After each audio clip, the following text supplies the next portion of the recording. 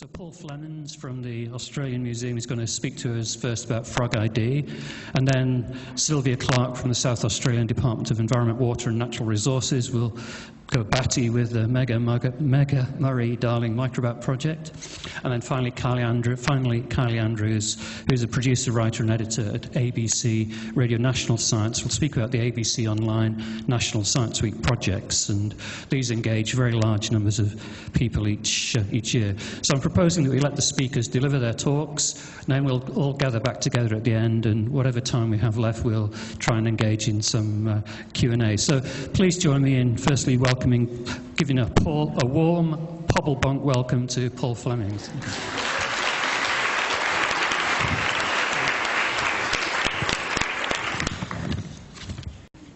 Good morning, everybody. Thank you, Graham. And before I start, I'd like to thank Oz Industry and Inspiring Australia for me being here this morning and being able to talk about FrogID. So thank you very much. So in talking about FrogID, I've only got 6 minutes. I'm not going to talk about what the project is and everything. What I want to talk about today is what I think makes the project very strong and what made it difficult for the people making the hard choices to not give us the money, I guess. So in those strengths, as Alan Finkel talked about yesterday, science is really, it's got to be about good science if it's citizen science.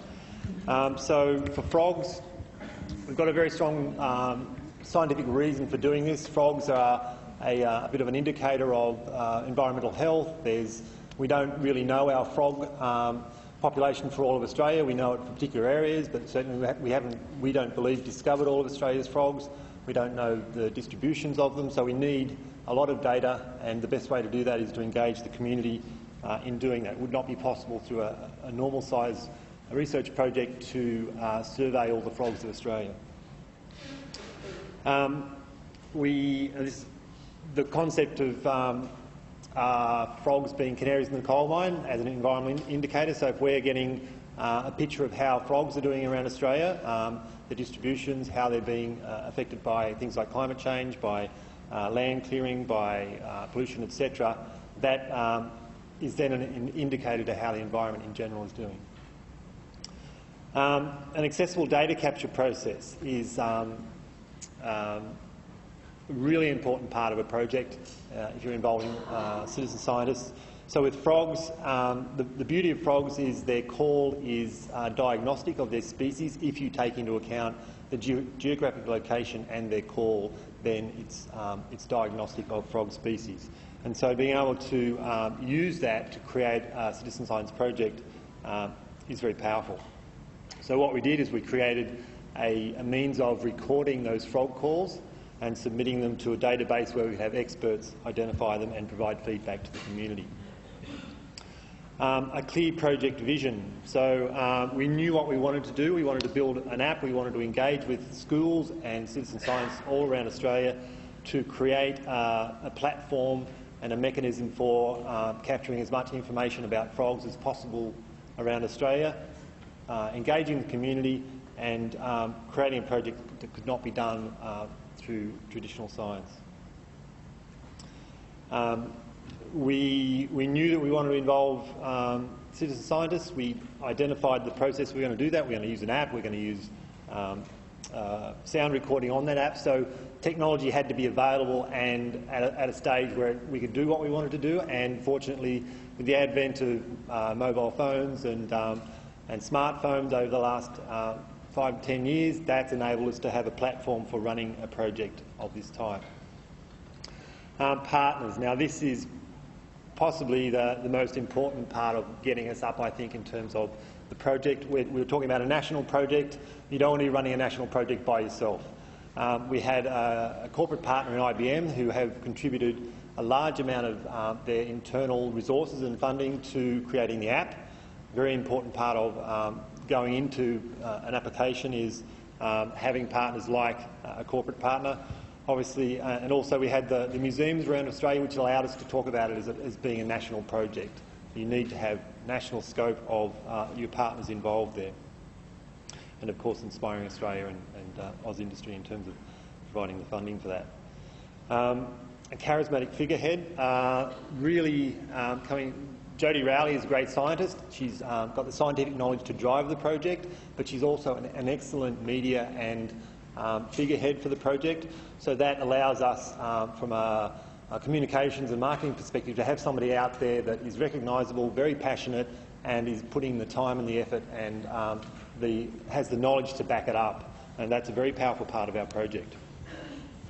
A clear engagement strategy. So we knew what we wanted to do. We knew we were going to use a mobile phone app. We're going to use technology which engages people, that everybody has, virtually everybody has one or more mobile phones.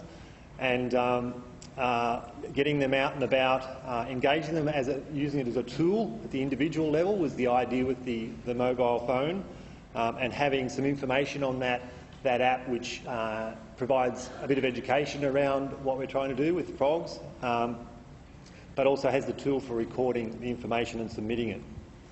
The other side of our engagement platform was the website, which is more about, so we've got the app as the tool, the website is the engagement platform and the platform for incentivising people and providing feedback about how they're doing. A little bit of gamification in there. We have leaderboards. We have leaderboards at the individual level, at group level, so we're encouraging people not just to act on their own, but to get together as groups and go out frogging as groups. We have educational information in that the website as well, and that's our way of building the community around FrogID. How am I doing time-wise? Okay, sorry. Communication strategy. So you need a powerful communication strategy. So having catchy headlines. We had a program for going all around Australia and promoting FrogID. We had Jodie involved in all of those activities. We had a call to action, and there's one missing on there, but there was a first dog on the moon was picked up, FrogID, very early on, and maybe the millennials know more about first dog on the moon, but getting picked up by first dog on the moon is amazing in terms of media coverage. So yeah, talk to Ellie about that. She might be able to bring you up to speed on it. And in terms of rapid results, so we've gotten. We're now at the stage where we've had over 30,000 downloads of the app. That's in 4 months. That's an incredible outcome. We've had over 10,000 people register on the website as part of the project. We've had over 13,000 calls submitted and verified. So that means we've got 13,000 frog records from around Australia new to science. We've got a measure of the top groups involved, the top froggers involved, and we've got an interactive map. So that's feedback, instant feedback to the people involved in the project and showing that we're making progress. So that's a really tangible outcome, not just for people involved in the project, but also for the funding bodies to see that we're making a difference here.